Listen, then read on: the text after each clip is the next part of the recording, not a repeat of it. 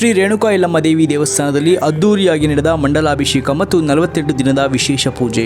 ದಾಸರಹಳ್ಳಿ ವಿಧಾನಸಭಾ ಕ್ಷೇತ್ರದ ಚಿಕ್ಕಬಾಣಾವರದ ಸೋಮಶೆಟ್ಟಿಯಲ್ಲಿ ಶ್ರೀ ರೇಣುಕಾ ಯಲ್ಲಮ್ಮ ದೇವಿ ದೇವಸ್ಥಾನವನ್ನು ಅರ್ಚಕರು ಮತ್ತು ಧರ್ಮದರ್ಶಿಗಳಾದ ಚನ್ನರಾಯಪ್ಪ ಮತ್ತು ಹರೀಶ್ ಅವರು ನೂತನವಾಗಿ ನವೀಕರಿಸಿ ಹೊಸದಾಗಿ ಶ್ರೀ ಗಣೇಶ ದೇವರ ಪ್ರತಿಷ್ಠಾಪನೆ ಮತ್ತು ಶ್ರೀ ಸುಬ್ರಹ್ಮಣ್ಯ ಸ್ವಾಮಿಯ ಪ್ರತಿಷ್ಠಾಪನೆ, ನಾಗದೇವತೆಗಳ ಮಂದಿರ ನವೀಕರಣ, ನವಗ್ರಹಗಳ ಪ್ರತಿಷ್ಠಾಪನೆ, ಹೊಸದಾಗಿ ಬೃಹತ್ ಪ್ರಸಾದ ಕೊಠಡಿ ನಿರ್ಮಾಣ, ಗಂಗಾಕೊಳ ನಿರ್ಮಾಣ ಹಾಗೂ ದೇವಸ್ಥಾನಕ್ಕೆ ಬೃಹತ್ ಶೆಡ್ ನಿರ್ಮಾಣ ಸೇರಿದಂತೆ ಹಲವು ರೀತಿಯಲ್ಲಿ ದೇವಸ್ಥಾನವನ್ನು ನವೀಕರಿಸಿರುವುದರಿಂದ ಶ್ರೀ ರೇಣುಕಾ ಯಲ್ಲಮ್ಮ ದೇವಿಗೆ 48 ದಿನದ ವಿಶೇಷ ಪೂಜಾ ಕಾರ್ಯಕ್ರಮ ಹಾಗೂ ಮಂಡಲಾಭಿಷೇಕ ಬಹಳ ವಿಶೇಷವಾಗಿ ನಡೆಯಿತು. ಈ ಸಂದರ್ಭದಲ್ಲಿ ಹರೀಶ್ ಮತ್ತು ಚನ್ನರಾಯಪ್ಪ ಕುಟುಂಬದಿಂದ ತಾಯಿ ಶ್ರೀ ರೇಣುಕಾ ಯಲ್ಲಮ್ಮ ದೇವಿಗೆ ವಿಶೇಷವಾಗಿ ಹಲವು ರೀತಿಯ ಅಭಿಷೇಕ ಮತ್ತು ಅಲಂಕಾರವನ್ನು ನೆರವೇರಿಸಿ ವಿಶೇಷವಾಗಿ ಪೂಜೆ ಸಲ್ಲಿಸಲಾಯಿತು.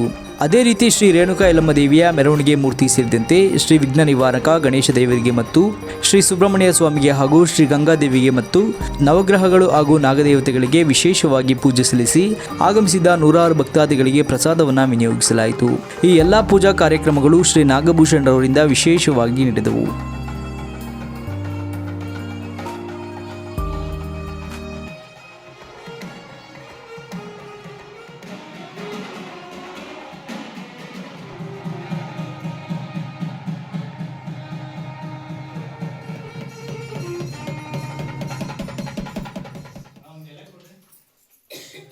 ವಾಕ್ಯಾಯ ಫಲಸಿದ್ಧಿರಸ್ತು.